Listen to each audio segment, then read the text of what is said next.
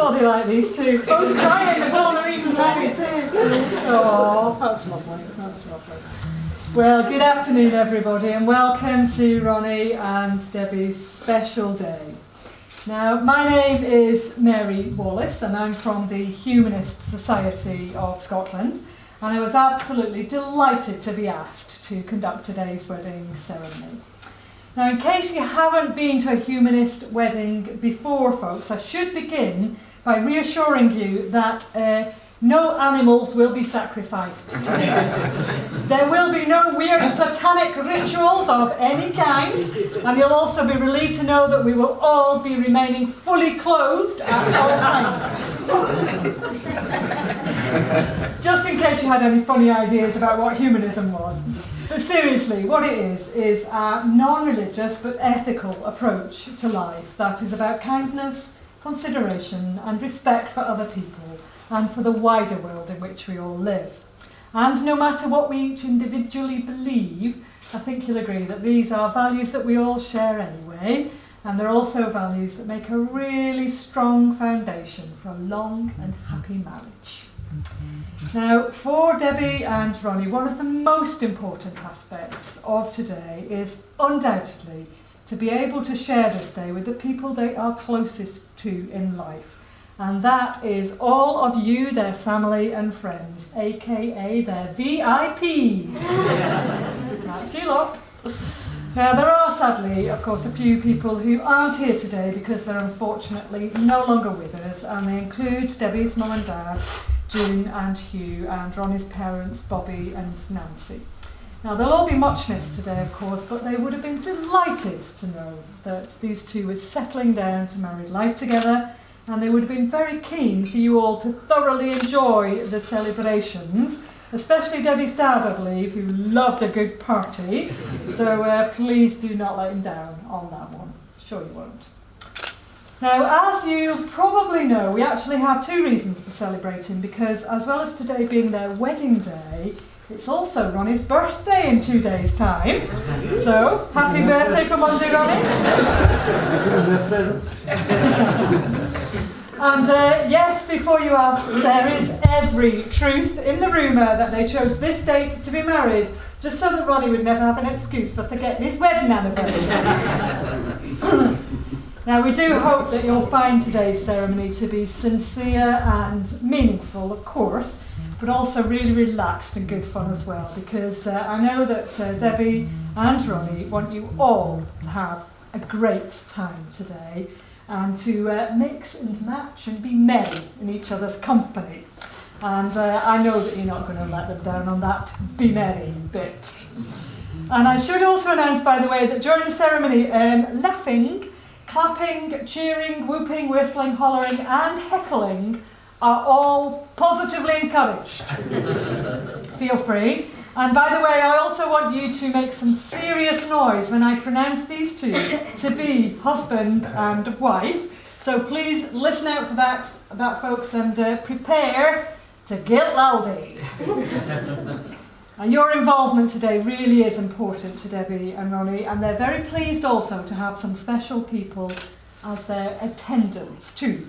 So Ronnie has his son Simon and his eldest grandson Marcus as his best men, and his other grandsons Cian and Aidan as his ushers. And then on the girls' team, Debbie's lovely bridesmaids are her daughters Kirsty and Rachel's going to read for us in just a moment. And then last but not least, I think you'll all agree that Ronnie's granddaughter Sophia makes a very, very pretty flower girl. Later on, Kirsty and Ronnie's daughter Rhonda are also going to be witnesses for the signing of the marriage schedule. And family bonds are really important to Ronnie and Debbie, and you are all helping to make today even more special for these two. So thank you to each of you. So, as promised, and to begin our ceremony, Rachel is actually going to read a lovely poem for us. Now, she chose this especially for her mum on her wedding day, and you'll need that tissue is all I'm saying, Debbie, all right?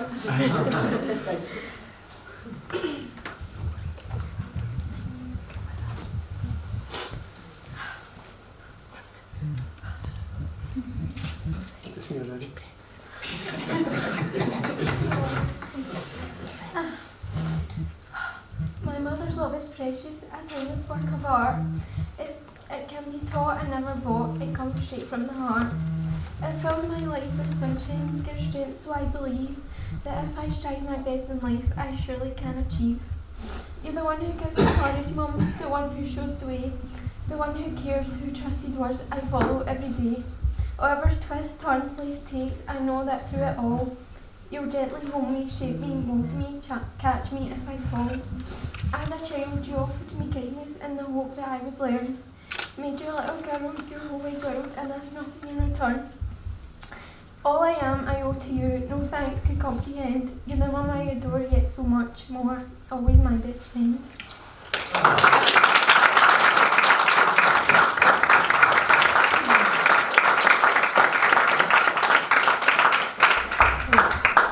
Told you need the tissues. That was absolutely lovely, Rachel. Thank you so much. That was beautiful. So, now to Ronnie and Debbie themselves. Now, they tell me that they actually met in Chapman's in Gartcosh one night 9 years ago when they were each out with their respective mates. Now, Ronnie reckons that fate actually had a big role to play in getting these two together because although he'd arranged to meet his mates at the pub, it was a really horrible night and nobody in their right mind would have chosen to go out, but he did. Then he missed the bus, but he decided to drive over there instead. And by the way, he insisted that he was not on the pole that night. He did, because he was wearing a thermal vest.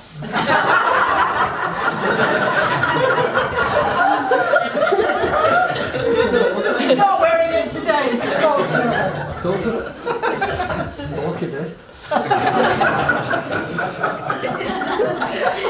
Anyway, when I asked these two about their very first impressions of each other, just let's say that they were somewhat hazy, given that some alcoholic beverages may indeed have been consumed that evening. Anyway, what Debbie remembers is that this random bloke came up to her and her mates and asked the three of them if they were sisters. Because I was going to say, could Cinderella not make it?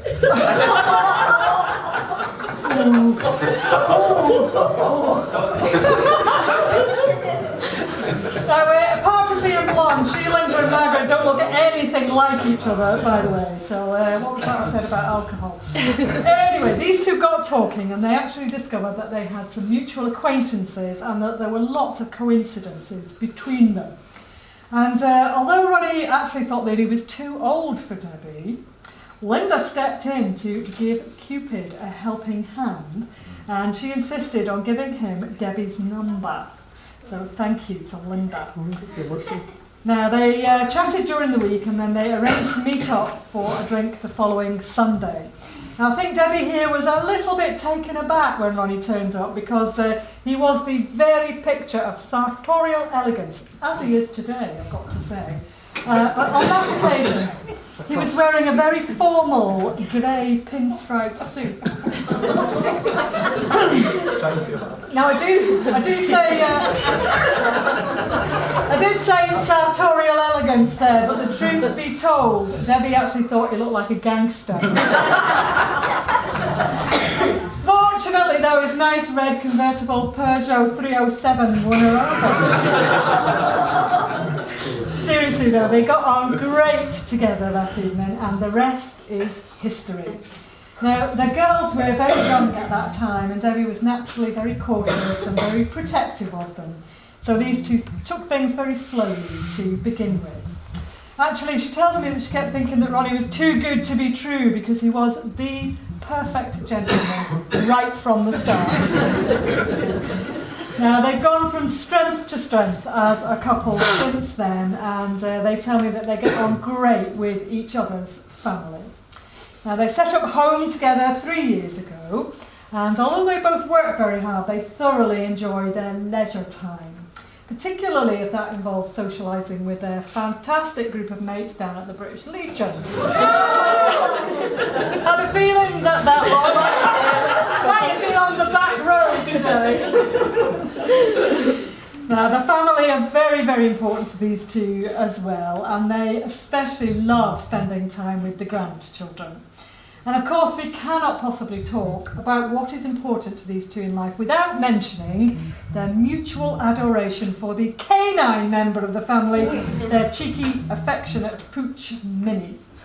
Now, she was only a pup when these two met, and she was originally Debbie's dog. But it didn't take Minnie very long to completely transfer her allegiances to Ronnie here. He is now very much the lord and master as far as Minnie's concerned. Maybe not as far as Debbie's concerned. But sadly, Minnie wasn't able to join us today because, I know it's a shame, isn't it? She is apparently a bit of a character, and she couldn't be relied upon to behave herself in polite company, so she's annoying.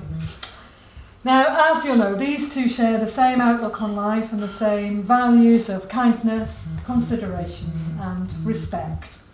Now, they tell me that they feel very comfortable with each other and give one another the space to be themselves, which is a really good job because in terms of interest they actually don't have very much in common at all.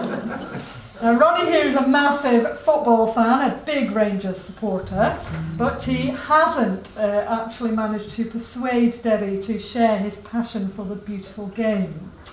She would far rather spend her time going out with her mates or catching up with her soaps and reality TV, which Ronnie hates as much as she hates his football, by the way. Now, there are other differences between these two as well, so no prizes for guessing which one of these two is into classic rock music and which one prefers cheesy 80s pop songs. And I'm really sorry about that, Ronnie, but your secret guilty pleasure is out. One of these two is also super duper organised and a bit of a neat freak, the other one maybe not so much. But actually, as you'll all know, these two are both really friendly and really easygoing, and they love a bit of banter.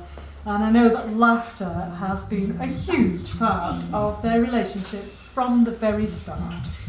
They clearly make each other very happy, and I think you'll all agree, folks, that these two belong together. Yeah.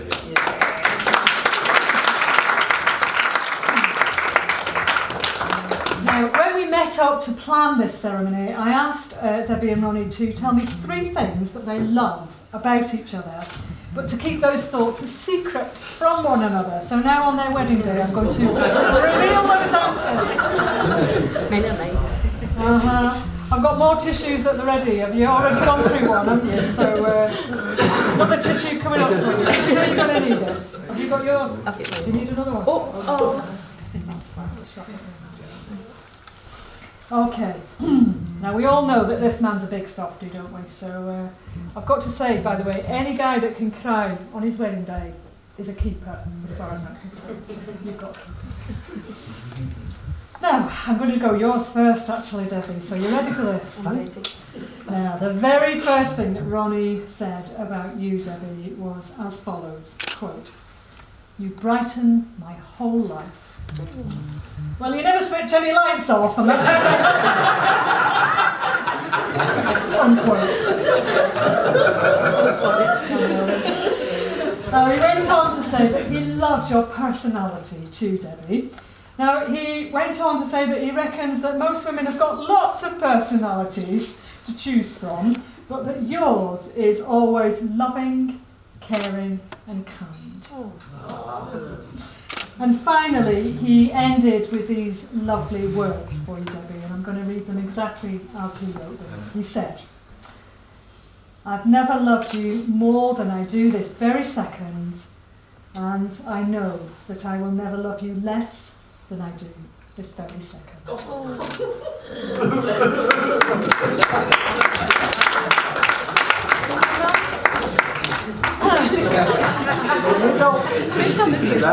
By the way, you weren't really allowed that kiss because you're not married yet. But anyway, now are you ready for yours? Where is that tissue? I'll give you that. Excellent.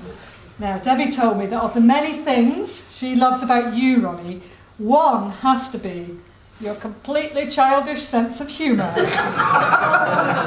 Because, despite it being childish, you clearly make her smile and laugh. She went on. Yeah, sometimes. She went on to say that she loves how handsome you are too, Ronnie. And she added that you're also really kind too. And finally, she ended with these lovely words about why she loves you, Ronnie. She said simply, and again I'm going to quote here, "He looks after me and he loves me, no matter what." And she knows, Ronnie, that you will always love and look after her. And you better have, because you'll have me to answer for.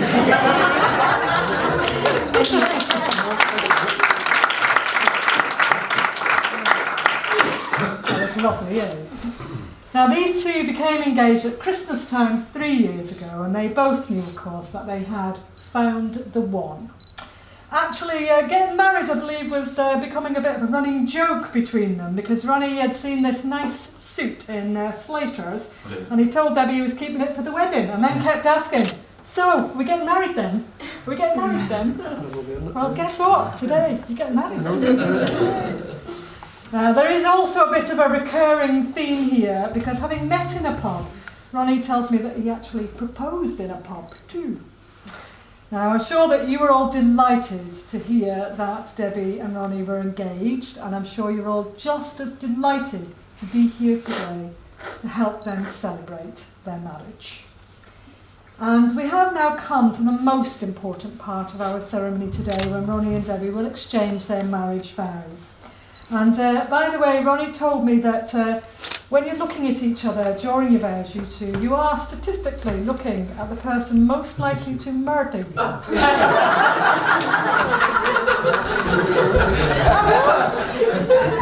He added, he did add that he's decided to take the risk. Debbie, could I ask you the same question? Are you ready to take the risk? Last week I was ready to murder. I'm all right now. You can both take the risk. No, seriously. In centuries past, it was the tradition for couples in Scotland to be married through a ritual of hand fasting. And these two are going to exchange their vows in this traditional Celtic manner. I'm actually going to be tying tartan around their joined hands as a way of confirming their union and symbolising their marriage. And this ancient ritual is, by the way, almost certainly why we describe getting married as tying the knot. Now, we're going to be using Robertson and McFarlane tartans to symbolise their respective roots, and not just their marriage, but also the joining together of their two families through their marriage too. So, Ronnie, Debbie, are you ready to tie the knot? Put your hands across.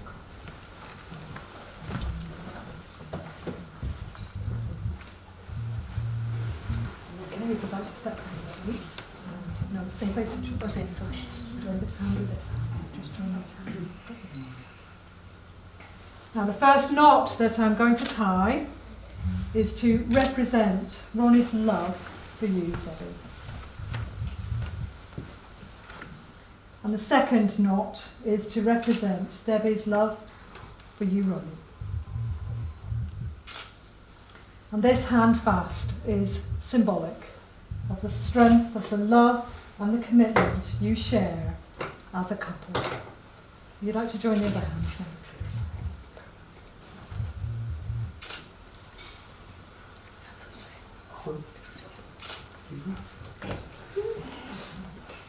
So Ronnie and Debbie, you now stand with one hand freely joined and one hand tied, just as you are free to love each other but also willingly bound in that love. And today, on your wedding day, you are holding the hands of your best friend, the person who will be there to love, to care for and to support you for the rest of your life.